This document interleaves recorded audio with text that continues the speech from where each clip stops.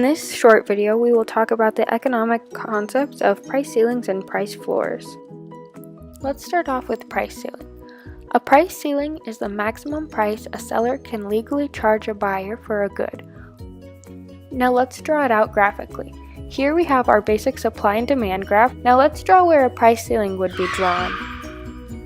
Where the price ceiling and the supply curve meet, we represent that with a Q sub S, and where the price ceiling and the demand curve meet, we represent this with a Q sub D.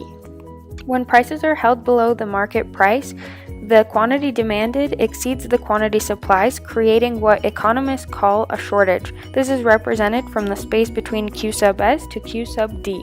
So why is it called a price ceiling? Economists call it a price ceiling because prices cannot legally go any higher than what the control price is set as. Now let's list the 5 most important effects of price ceilings.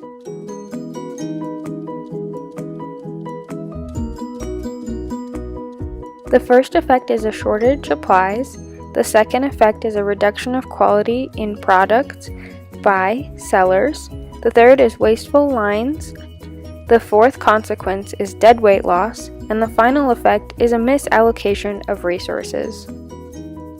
An example of a price ceiling is rent control on rental housing such as apartments.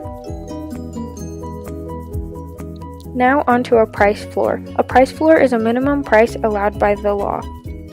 Now let's look at it on a regular supply and demand graph. A price floor is drawn above the equilibrium.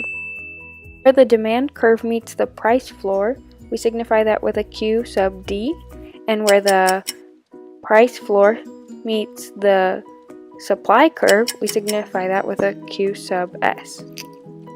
The difference between Q sub D and Q sub S is called the surplus. On this graph, the surplus is labeled as labor surplus because the price floor represents minimum wage. We will return to the concept of minimum wage in a second. Let's list the 4 important effects of price floors. Price floors cause surpluses, deadweight loss, wasteful increases in quality, and a misallocation of resources. An example that we previously talked about was minimum wage, where the labor surplus is also called unemployment. That's all for today, and I hope it was helpful.